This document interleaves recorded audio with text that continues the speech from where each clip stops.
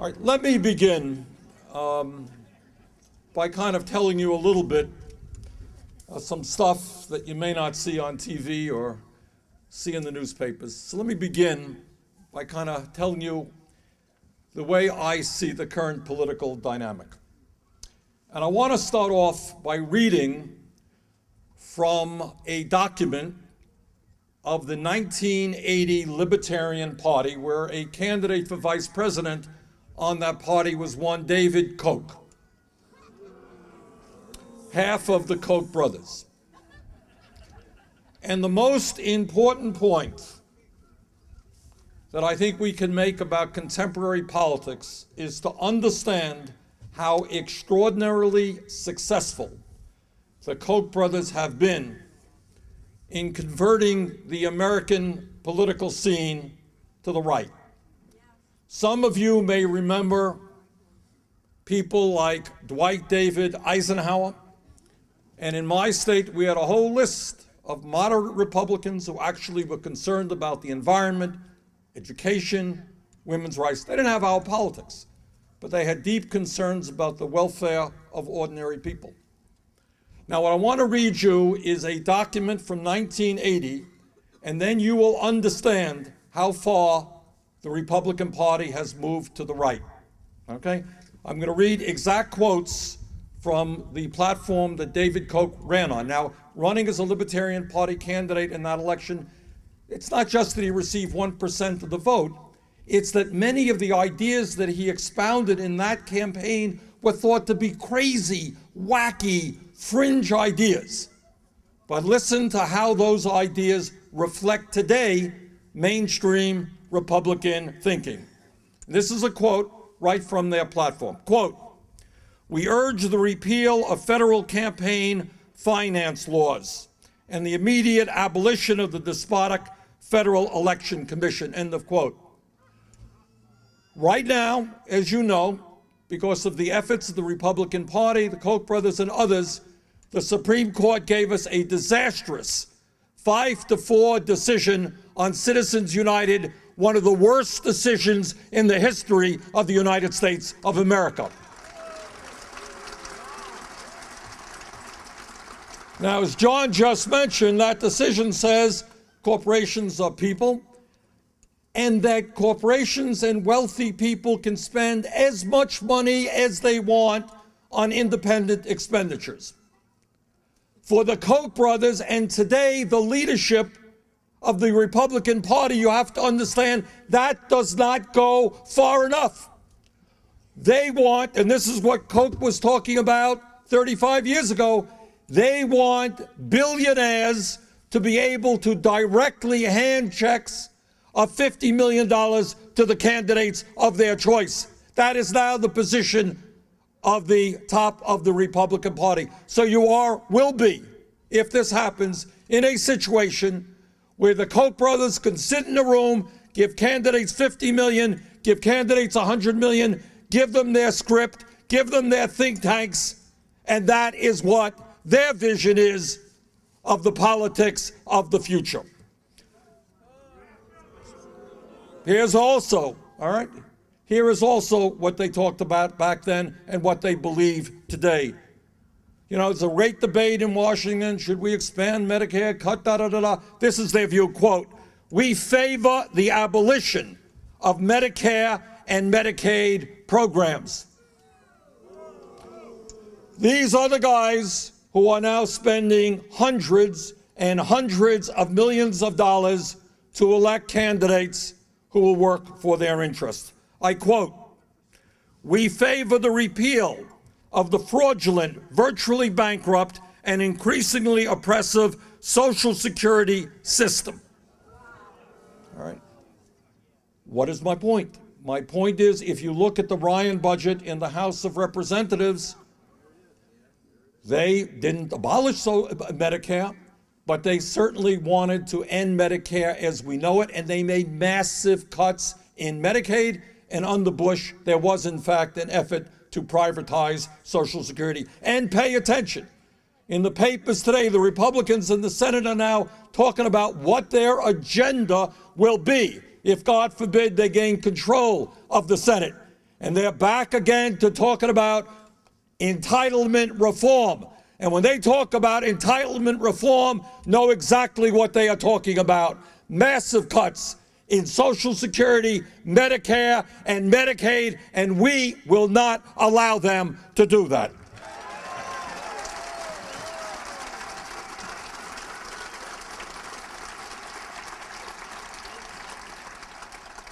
But Social Security, Medicare, and Medicaid, not enough. Quote, we propose the abolition of the governmental postal service. Now, this is an issue, boy, I have been engaged in for years right now. And let me just say one word. I know we got some postal workers here. All right, and I thank them. Despite what you read on the papers every 3 months, the truth is the Postal Service this year, excluding this horrendous $5.5 billion prepayment for future health care retirees, is actually making money. We've got to defend the Postal Service.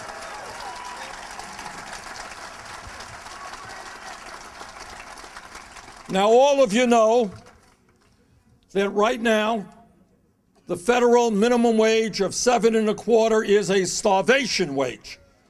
And I hope all of us are united in raising the minimum wage to a living wage.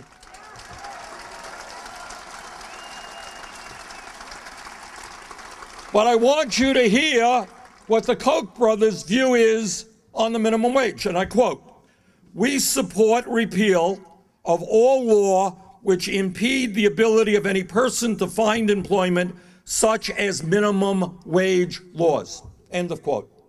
Do you know what that means? What that means is that in high unemployment areas, their vision is that employers will be able to say to workers, I don't have to pay you a minimum wage. I'm going to pay you $3 an hour, and if you don't like that, there are 30 other workers who will take that job. No minimum wage, no worker safety protection on the job.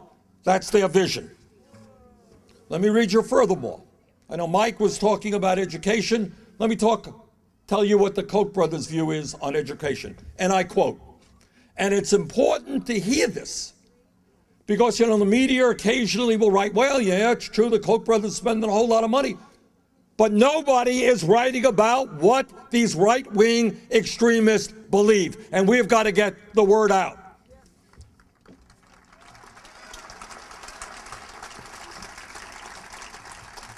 I quote, we advocate the complete separation of education and state.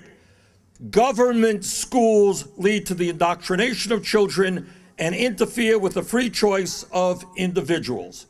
Government ownership, operation, regulation, and subsidy of schools and colleges should be ended. End of quote. Well, very succinctly stated, that's the end of public education in America. So if you got the money, yeah, you can send your kids to find private schools, but if you don't have the money, tough luck. Goodbye, as I read this, state universities. Goodbye, Pell Grants, all gone. Quotes, and this should not surprise us coming from folks who have made most of their money in fossil fuel. Many of us, and I'm on both the Environment and the Energy Committee, and I'll talk about this in a moment, are struggling and figuring out how we reverse carbon emissions, how we get a handle on global warming. This is their view, and I quote, we support the abolition of the Environmental Protection Agency, end of quote. And this is a view, if you are in Washington and you follow what goes on in Washington, no agency of government is more attacked than the EPA. There are a lot of other provisions, but this is the last provision I want to read to you. And listen to this one closely. Quote, we oppose all government welfare, relief projects, and aid to the poor programs. All these government programs are privacy invading, paternalistic, demeaning, and inefficient. The proper source of help for such persons is the voluntary efforts of private groups and individuals, end quote. Now, do you know what that means in English? This is what it means. It means that if you are 75 years of age and you're diagnosed with cancer, Medicare is not there. If you are poor and you need to go to a doctor, Medicaid is not there. If you are a low-income family and want to send your kids to Head Start, that's gone. If you are a worker who loses his or her job and need unemployment insurance, that's gone. What this is telling us, and in fact what the Republican Party is about today, as they have moved to become a right-wing extremist party, is to virtually repeal every major piece of legislation passed since the 1930s which protect working families, the middle class, the children, the elderly, the sick, and the poor. This is their agenda.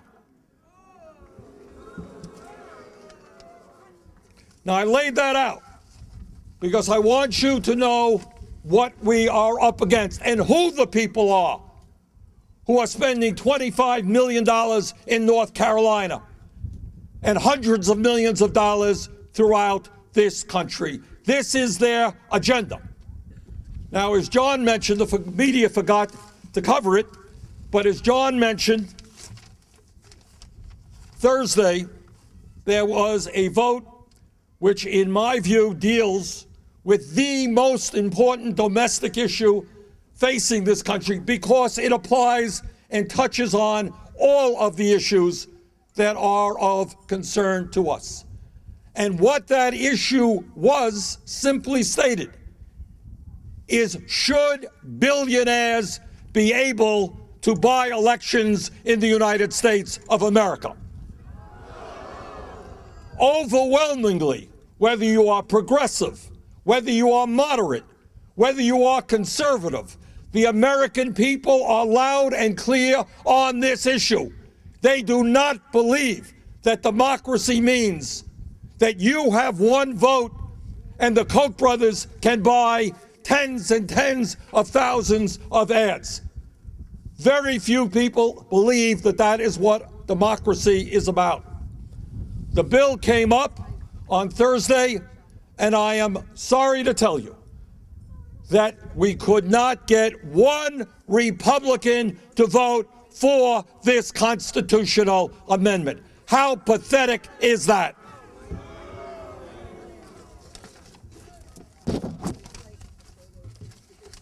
Let me say a word or two about where we are as a nation. And the fact is that today we have more serious problems than any time since the Great Depression. And if you throw in the enormous planetary crisis of global warming, it may well be that these are the most challenging times facing our country since the Civil War. Now, when they talk about the economy, if you read in the papers, they will tell you official unemployment is 6.1%. Let me tell you the sad truth. Unemployment in America is not 6.1%.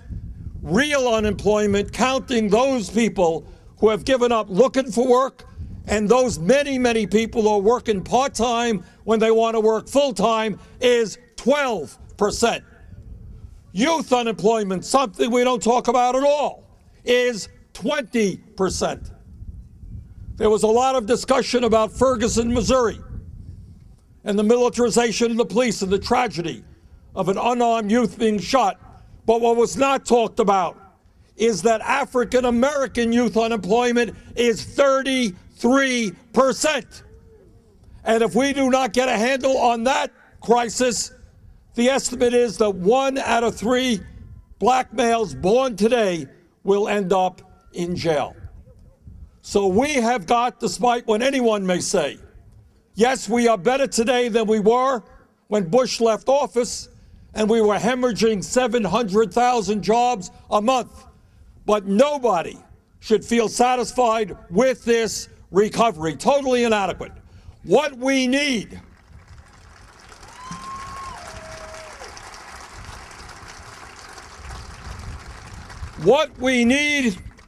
is a massive federal jobs program to put our people back to work.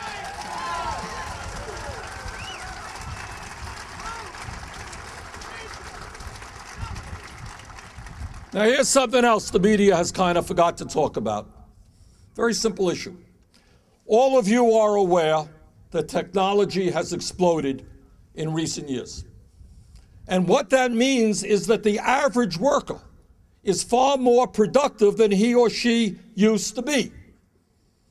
And what that would mean in a rational world is that if you're 30% more productive, you would make 30% more money. Or maybe you would work 30% fewer hours. But needless to say, neither of those realities has taken place. I remember when I was in college, they used to teach a course. And the course was about the growth of automation and robotics and what would the American worker do when he or she was working 15 or 20 hours a week. Well, they don't teach that course anymore. The course they now teach is how the stressed out family with dad and mom are working 40 or 50 hours a week, how that family could survive. And that is the reality. The reality is that the middle class, the working class of this country is stressed out. We have millions of people working longer hours for lower wages. Median family income has gone down by $5,000 since 1999. That median male worker, the guy right in the middle, made $283 less last year than he did 44 years ago. Female workers earned $1,700 less last year than they did in 2007. In other words, the American working class is on the move. Problem is, they are moving in the wrong direction.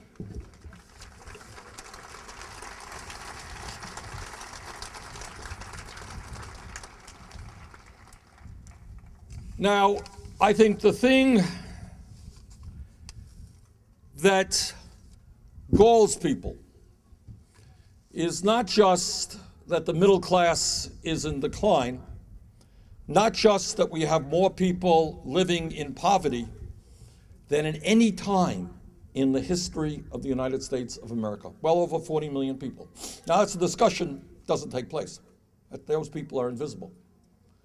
But what people are also aware of is the fact that while the middle class declines, while working class people are finding it harder and harder to send their kids to college to afford childcare, the wealthiest people in this country are doing phenomenally well. And the largest corporations are enjoying record-breaking profits. Today in America, and I want you to hear this because you're not going to hear it from too many other sources, we have the most unequal distribution of wealth and income of any major country on earth. And worse in America today than any time before 1929. Today, listen to this, the top 1% owns 37% of the wealth of America, while the bottom 60% owns 1.7% of the wealth in America. Today, one family, the Walton family of Walmart, owns more wealth than the bottom 40% of the American people. Today, 25 hedge fund managers, the wealthiest, make more money than 435,000 public school teachers. Now, why is this an issue of huge consequence? First of all, it is a moral issue. From a moral perspective, are we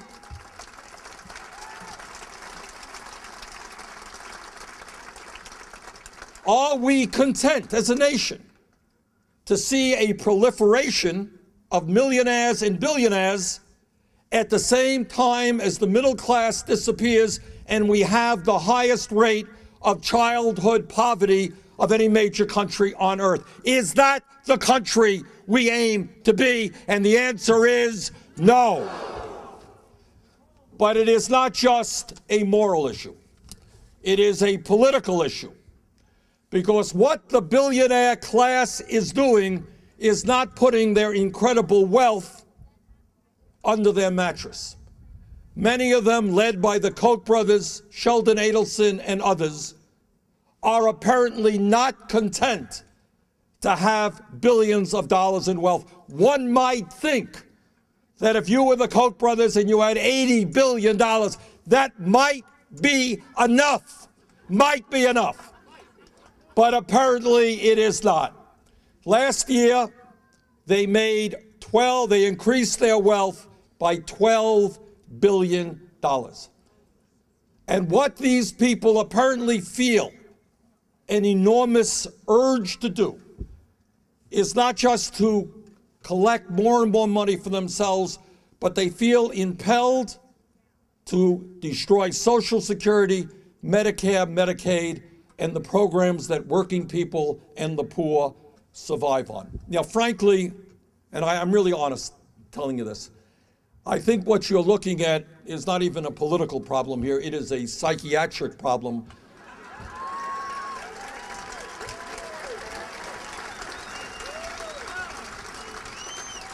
In the sense, we all know people who have substance abuse problems. No, and I'm being deadly serious here.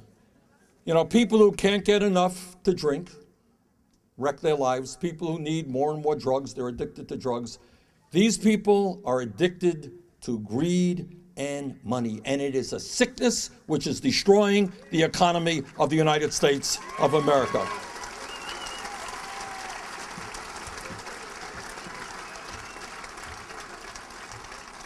But this issue of income and wealth inequality is not just a moral issue or a political issue in the sense that billionaires are now able to destroy our democracy by buying elections. It is also an economic issue in this sense. If, as is currently the case, we have tens and tens and tens of millions of American workers who literally have no money to spend. I was in Mississippi a couple of weeks ago talking to workers who've been working in McDonald's for years, and they're not kids, they're mothers. And they make $7.35 an hour. Now, if you make those wages, or if you're unemployed, you can't go out and buy products, you can't go out and buy services. You are not spending money in your community. And if working people are not spending money, jobs are not being created.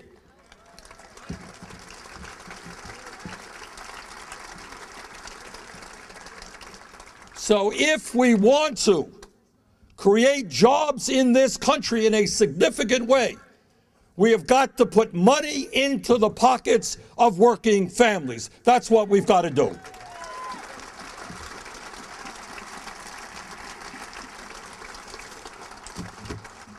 Now, Mike, who was up here before me, talked about La Follett's agenda and the importance of developing a grassroots agenda, and he's absolutely right.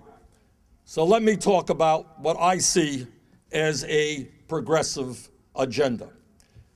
Issue number one, most important, and that is we need a grassroots movement from California to Wisconsin to Vermont. Millions and millions of people who are going to stand up and fight at their city council level, at their state level, and in Washington, demanding the overturn of Citizens United and moving us to public funding of elections.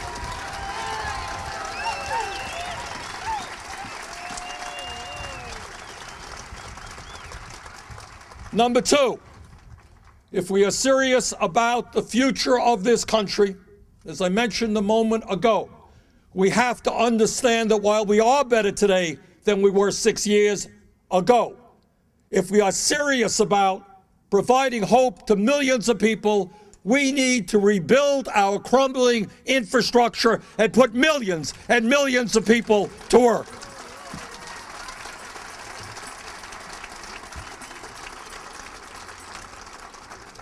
The American Society of Civil Engineers, and these are guys who study infrastructure, they estimate that in order to get our infrastructure, and by that I mean roads, bridges, rail, water systems, wastewater plants, culverts, old schools, in order to get our crumbling infrastructure up to par, we need to invest $3 trillion. Now, interestingly enough, $3 trillion is just what we spent on the damn war in Iraq that we never should have gotten into in the first place.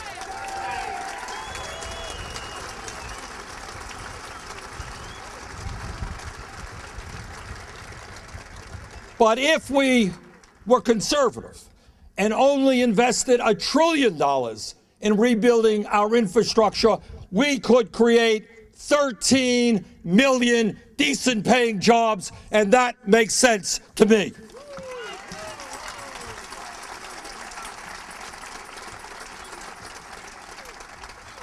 And when we talk about the economy, we also have to talk about an issue that the media doesn't talk about.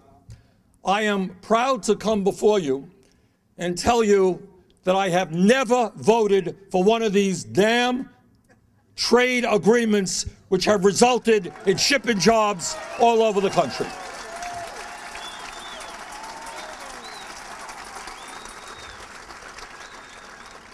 The American people were not fooled by the corporate drive, and that was a bipartisan drive in Washington.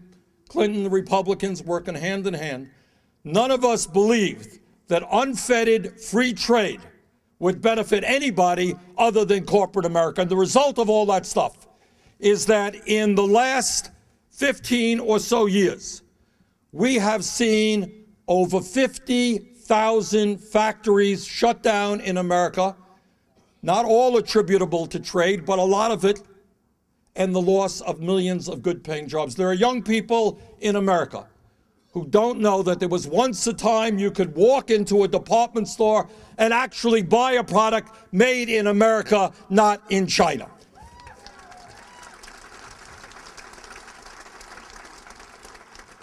So tonight when you go home and you turn on the TV, you're going to see all these companies telling you how much they want you to buy their products. Well, if they want us to buy their products, the time is long overdue for them to start manufacturing those products in Wisconsin, Vermont, and all over America.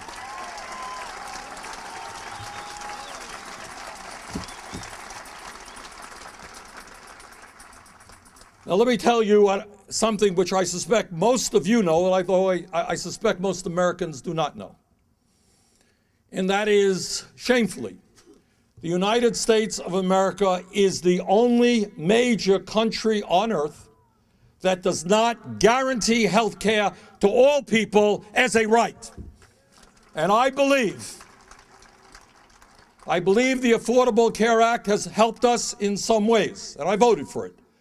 But it is a modest step forward. Our job is to pass a Medicare for all, single-payer program guaranteeing health care to all.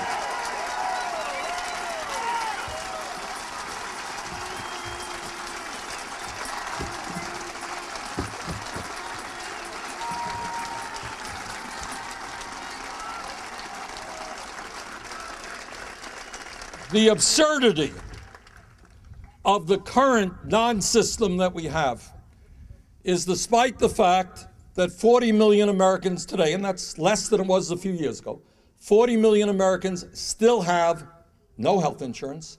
Many of you and millions of Americans do have health insurance, but you have high co-payments and deductibles, correct?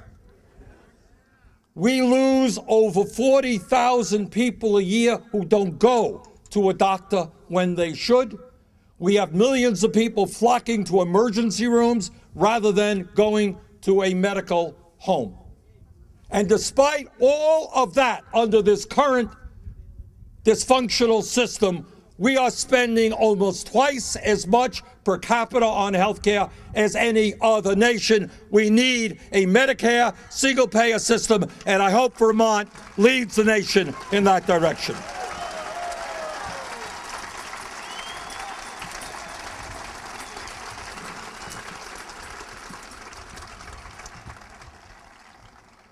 You know, Mike, who was up here a moment ago, talked about education, and he's absolutely right. We are living in a highly competitive global economy.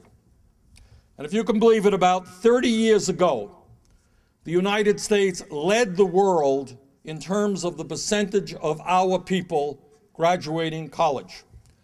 Today, we are in 12th place. There are hundreds and hundreds of thousands of bright young people who have given up the dream of going to college because they can't afford it. And there are millions others, and I've talked to many of them in Vermont, who come out of school $30,000, $50,000 in debt. I talked to a physician recently. She is $300,000 in debt. And what we have to understand is that investing in education is investing in the future of America.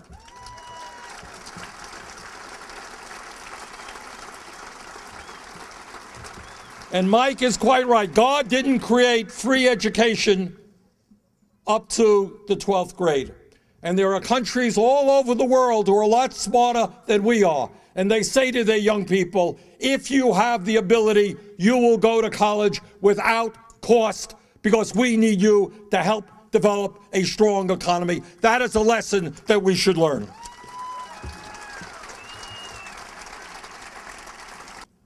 So let me tell you about Social Security. The good news is that in the Senate, we formed, and I helped form, a caucus called the Defending Social Security Caucus. And we reached out to senior groups. We reached out to veterans groups because veterans would be hit if COLAs were cut. We reached out to women's groups. Women are singularly impacted by cuts in Social Security. We reached out to the trade union movement. We put together a hell of a coalition, and we rallied millions of Americans. The good news is that right now, nobody in Washington in this campaign is talking about cutting Social Security. Now what we're talking about and where we must go is to expand Social Security benefits. And I'll tell you how you do it. Very simple approach. You scrap the cap. And what that means is right now, somebody's making $10 million a year, somebody's making $117,000. They're both contributing the same amount. If you get rid of that, Social Security will be strong for decades, and we can expand the benefits, and that's what we've got to do.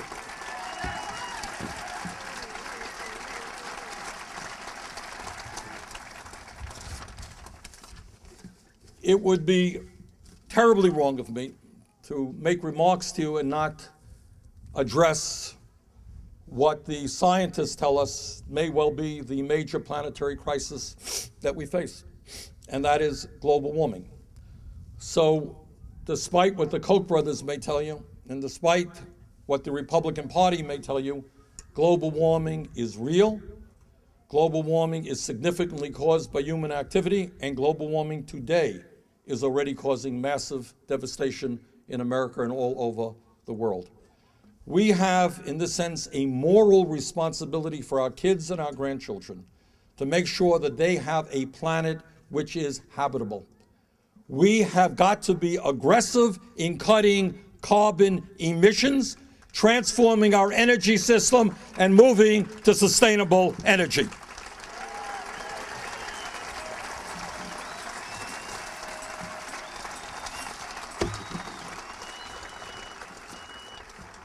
All right, let me conclude by telling you this. The crises facing this country are enormous, and the world. But these crises have been caused by human decisions, often policy decisions made by people in Washington and state capitals all over this country. They were made by human beings, and those problems can be addressed by human beings. What we have got to do as a people, it seems to me, is reach out and find commonality among the people of this country. And I want to tell you some very good news in that respect. Despite what the media may tell you, and they say red state, blue state, or whatever it is, the truth is, on virtually every major issue facing this country, not all of them, but almost all of them, guess what? The American people are united. You go out in the most conservative state in this country, and you say to people, hey, I think we should cut Social Security and Medicare and give tax breaks to billionaires. What do you think? And the people in Alabama and in Mississippi and in Oklahoma and all the conservatives say, you are nuts. That's what they will tell you. And then you go out and you talk to people and you say, well, what do you think? Do you think democracy is about billionaires buying elections? And they say, no, that's not what democracy is about. We need campaign finance reform. And you go out and you talk to people and you say, do you think the federal government should invest in infrastructure and create jobs all over this country? That is what people are saying. Talk about global warming. There are people who don't believe it, but a strong majority of the American people do believe that we should go forward. So what our job is, it seems to me, is to understand what the stakes are that we are playing for. And in my view, and I say this thoughtfully, I don't mean to be rhetorical here, the struggle that we're in right now is whether or not we retain the middle class of this country, the middle class that was once the envy of the world. My dad came to this country from Poland at the age of 17 without a nickel in his pocket, and he never made much money. We were always kind of low and middle class. But he was able to send 2 of his boys to college, and very proud of that. And that's the story of millions and millions of families. Do we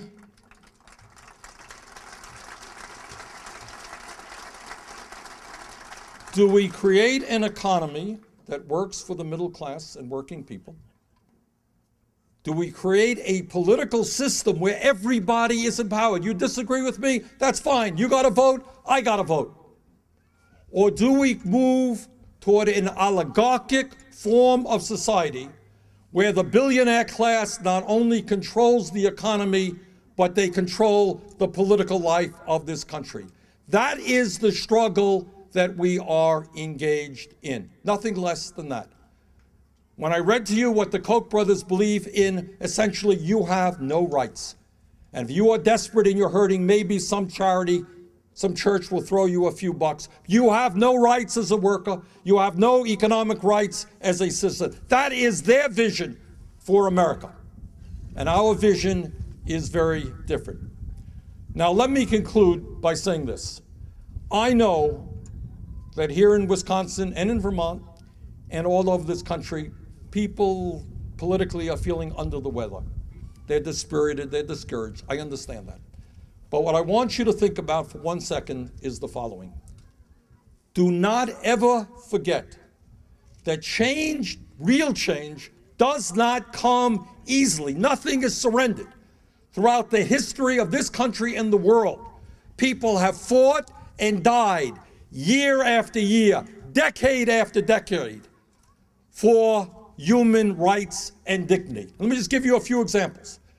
And we take them for granted, but we should not take them for granted. If we were here together 30 years ago, and somebody stood up and said, you know, I think that in 30 years, the United States will overcome its racism and elect an African-American president and re-elect them, nobody would have believed that was possible. People would have said, don't be silly. Racism is too deeply embedded in our culture. Well, the United States overcame that racism and elected an African-American. And that is something we should be very proud of. Didn't happen easily. People died, went to jail to help us overcome racism. We still have a long way to go, but no one can doubt that we have come a long way. In terms of women's rights, 25 years ago, there were 2 women in the United States Senate. Today, there are 20, and in 15 years, half the Senate will be women.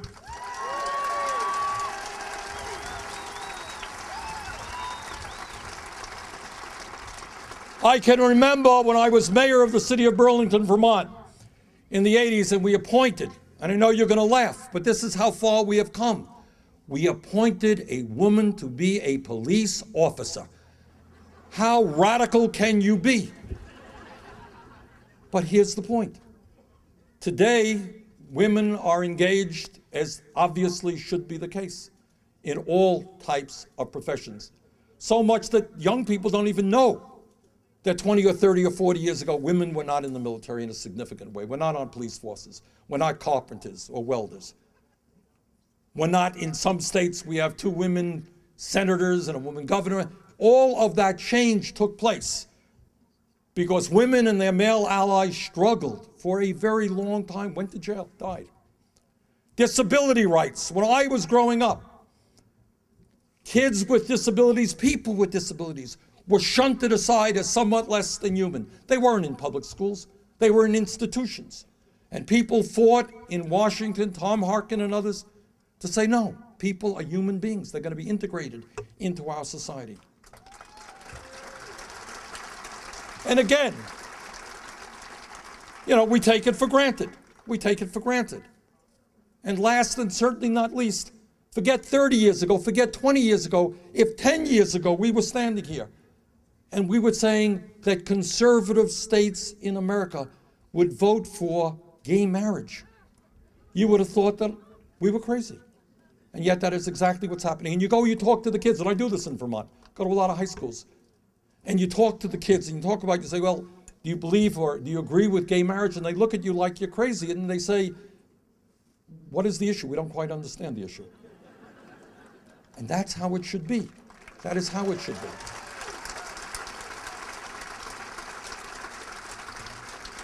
So what is my point? My point is that in many respects, because of your efforts, and I know there are people here today who have worked for decades on all of these issues and other issues, we have made some very profound changes in making this nation a significantly less discriminatory nation, and we should be proud of that. Today, we are up against something a little bit different and a little bit harder. Today, we're not taking on racism. We're not just taking on sexism. We're not taking just on homophobia. Today, we are taking on a very, very powerful billionaire class who wants to move this country into an oligarchic form of society where they have all of the power. And this is not an easy fight. It is not an easy fight. They have huge resources. They have think tanks. They have media. You name it, they got it. But the one thing they don't have is that while they have unlimited sums of money, what we have is the people.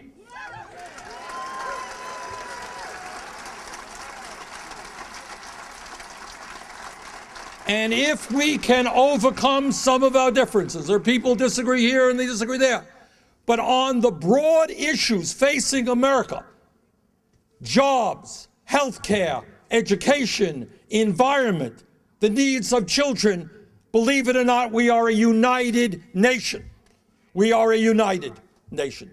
So let us reach out to our brothers and our sisters, fellow workers, fellow family members, and let us create a movement which tells Washington, we're not asking you, we are telling you.